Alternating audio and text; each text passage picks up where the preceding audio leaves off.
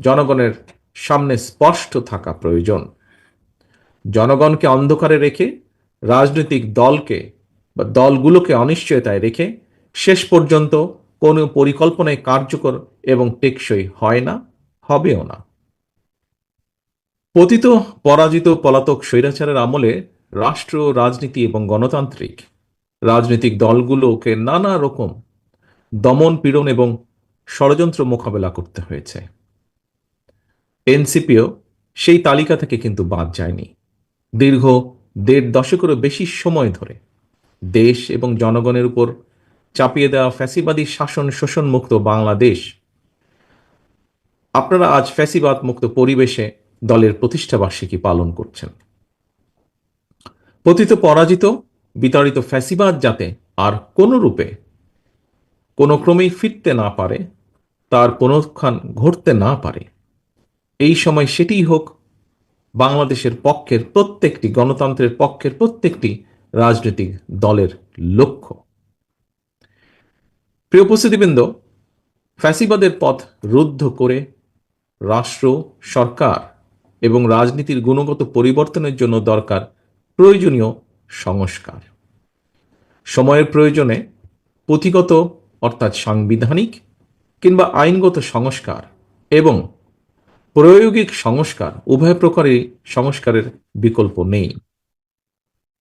অল্প কিংবা বেশি সংস্কার বলেও কিন্তু কিছু নেই।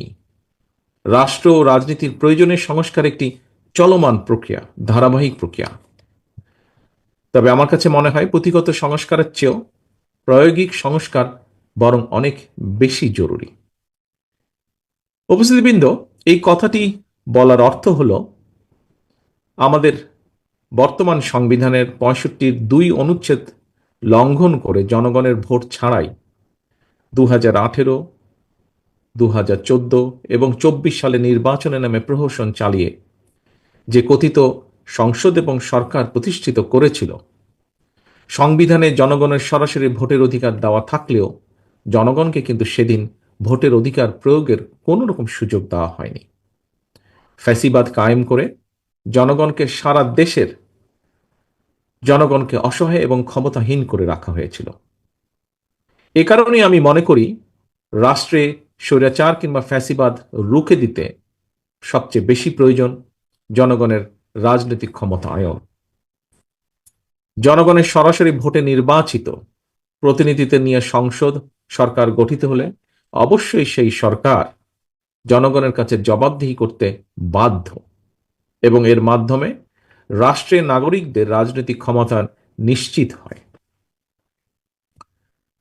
দেশে জনগণের রাজনৈতিক ক্ষমতা নিশ্চিত থাকলে সরকারের পক্ষে ফ্যাসিবাদী চরিত্র ধারণ করা সহজ হয় না। সরাসরি ভোটে নির্বাচিত সরকার, অন্তর্বর্তীকালীন সরকার কিংবা তত্ত্বাবধায়ক সরকার, সরকারের চরিত্র যাই হোক, সরকারকে জনগণের কাছে জবাবদিহি করতে বাধ্য করা না গেলে ক্ষমতাসীন সরকার হয়তো নিজেদের অজান্তেই স্বৈরাচারী হয়ে ওঠে এবং এই কারণেই হুমকি ধমকি উপেক্ষা করে হলেও অবশ্যই নাগরিকদেরকে সরকারের গঠনমূলক সমালোচনা জারি রাখতে হবে। প্রিয় উপস্থিতিবৃন্দ, প্রতিটি নাগরিককে নিজেদের অধিকার প্রতিষ্ঠার দাবিতে সোচ্চার থাকতে হবে। দেশের জনগণ কিন্তু সরকারের করুণার পাত্র নয়। সরকার অবশ্যই জনগণের কথা শুনতে, জনগণের ন্যায্য দাবি মানতে বাধ্য। এখানে সরকারের মান অভিমান কিংবা রাগ বিরাগের কিন্তু কোনো সুযোগ নেই। প্রিয় উপস্থিতিবৃন্দ, আমি আগেও বলেছি, হাজারো শহীদদের রক্তের উপর প্রতিষ্ঠিত বর্তমান এই অন্তর্বর্তীকালীন সরকারের নৈতিক এবং রাজনৈতিক বৈধতার হয়তো সংকট নেই, তবে অবশ্যই এই সরকার জনগণের কাছে জবাবদিহিমূলক নয়। সরকার যেহেতু জবাবদিহিমূলক নয়, সেহেতু নৈতিক কারণেই সরকারের সুনির্দিষ্ট পরিকল্পনা জনগণের সামনে স্পষ্ট থাকা প্রয়োজন। জনগণকে অন্ধকারে রেখে রাজনৈতিক দলকে বা দলগুলোকে অনিশ্চয়তায় রেখে শেষ পর্যন্ত কোনো পরিকল্পনায় কার্যকর এবং টেকসই হয় না, হবেও না। প্রিয় উপস্থিতিবৃন্দ, জনগণের সরাসরি ভোটে নির্বাচিত সরকারের মতো অন্তর্বর্তীকালীন সরকার সকল দায়িত্ব পালন করবে, হয়তো দায়িত্ব পালন করবে, জনগণ হয়তো এমনটি আশা করে না। তারপরেও সরকারকে নিয়ম মাফিক কিছু কাজ করতে হয়। এরই ধারাবাহিকতায় দেশের বিভিন্ন শ্রেণী পেশা মানুষের সমস্যা সম্ভাবনা সম্পর্কে সরজমিন অভিজ্ঞতা না থাকলেও অন্তর্বর্তীকালীন সরকারকে নিয়ম মাফিক চলতি অর্থ বছরের বাজেট ঘোষণা করতে হবে। অতীত অভিজ্ঞতায় দেখা গিয়েছে প্রতিটি বছর জাতীয় বাজেট বাস্তবায়নের ক্ষেত্রে ঘাটতি বাজেট হচ্ছে মূল প্রতিবন্ধকতা। বাজেট প্রণয়নের ক্ষেত্রে এনবিআর হয়তো সরাসরি কোনো ভূমিকা নেই, তবে রাজস্ব আদায়ের মাধ্যমে বাজেট বাস্তবায়নের ক্ষেত্রে এনবিআর এর ভূমিকা মুখ্য। এমন বাস্তবতায় বাজেট পাশের ঠিক আগ মুহূর্তে অন্তর্বর্তীকালীন সরকার হঠাৎ করেই এনবিআর এর সংস্কার চাপিয়ে দিয়ে রাজস্ব আদায়ের ক্ষেত্রে যে একটি অচল অবস্থা সৃষ্টি করেছে, এটি আমাদের অর্থনীতির জন্য কিন্তু খুব ভালো বিষয় নয়। এ ধরনের পরিস্থিতি মোকাবেলায় জবাবদিহিমূলক গণতান্ত্রিক সরকার সবচেয়ে বেশি কার্যকর ভূমিকা রাখতে পারে বলে সকলেই বিশ্বাস করেন, বিশেষ করে গণতান্ত্রিকামী জনগণ। বর্তমান অন্তর্বর্তীকালীন সরকারের যোগ্যতা অযোগ্যতা বিষয় নয়। দেশে স্থিতিশীল গণতান্ত্রিক সরকার না থাকায় একদিকে দেশি বিদেশি বিনিয়োগে স্থবিরতা নেমে এসেছে, অপরদিকে এক অনিশ্চিতকর রাজনৈতিক অর্থনৈতিক পরিস্থিতি নিয়ে বিভিন্ন শ্রেণী পেশার মানুষের মধ্যে একরকমের অস্থিরতা তৈরি হচ্ছে প্রায় প্রতিদিন। এ কারণেই জনগণ প্রতিদিন, আমরা দেখছি সমাজের বিভিন্ন শ্রেণী পেশার জনগণ প্রতিদিন বিভিন্ন দাবি দাওয়া নিয়ে রাজপথে নেমে আসছে। যদিও আনফর্চুনেটলি তাদের এই দাবি দাবা শোনার কেউ নেই এই মুহূর্তে।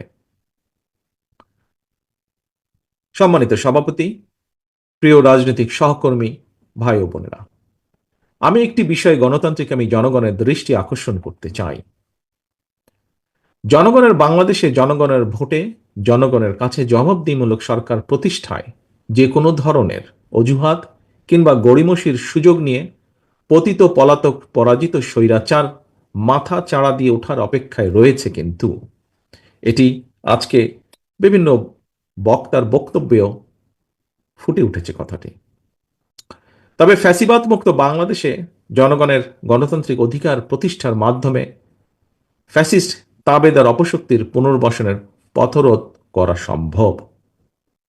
আমরা নিজ নিজ দলীয় আদর্শ এবং কর্মসূচি বাস্তবায়নের ক্ষেত্রে ফ্যাসিবাদ বিরোধী রাজনৈতিক দলগুলোর মধ্যে প্রক্রিয়া বা পদ্ধতিগত বিরোধ দৃশ্যমান হলেও আমি দৃঢ়ভাবে বিশ্বাস করি দেশ এবং জনগণের বৃহত্তর স্বার্থে ফ্যাসিবাদ উত্থান মোকাবেলায় একতরফা ইস্যুতে বাংলাদেশের গণতান্ত্রিকামী জনগণ বিগত 5ই আগস্টের মতনই ঐক্যবদ্ধ। প্রিয় উপস্থিতিবৃন্দ, সম্মানিত অতিথিবৃন্দ, সম্মানিত সভাপতি, অন্তর্বর্তীকালীন সরকার প্রধানের সঙ্গে দেখা করে রাজনৈতিক দলগুলো আবারও জাতীয় নির্বাচনের তারিখ, দিন, সুস্পষ্ট দিনক্ষণ ঘোষণার দাবি জানিয়েছে। বিএনপির দাবি, আগামী ডিসেম্বরের ভেতরে জাতীয় নির্বাচন অনুষ্ঠিত হতে হবে। জাতীয় নির্বাচন অনুষ্ঠানের লক্ষ্যে জনপ্রশাসন, আইন শৃঙ্খলা বাহিনীর প্রয়োজনীয় সংস্কারের জন্য অন্তর্বর্তীকালীন সরকারের প্রতি বিএনপি সহ আমরা যারা একসঙ্গে রাজপথে আন্দোলন করেছি, আমাদের সর্বাত্মক সমর্থন অব্যাহত রেখেছি। সুতরাং দেশে বিদেশে সম্মানিত দক্ষ এবং যোগ্য ব্যক্তিত্ব অন্তর্বর্তীকালীন সরকার প্রধানের নেতৃত্বে জনগণ অবিলম্বে দেশের ইতিহাসের সবচেয়ে অবাধ, নিরপেক্ষ একটি জাতীয় নির্বাচন দেখতে পাবে। আজকে এনপিপির এই প্রতিষ্ঠা বার্ষিকীতে এই প্রত্যাশা রেখে আমার বক্তব্য শেষ করছি। পরিশেষে আবারও এনপিপির সাফল্য কামনা করছি তাদের এই 18তম প্রতিষ্ঠা বার্ষিকীতে। আল্লাহ হাফেজ। বাংলাদেশ জিন্দাবাদ। বাংলাদেশ জাতীয়তাবাদী দল জিন্দাবাদ।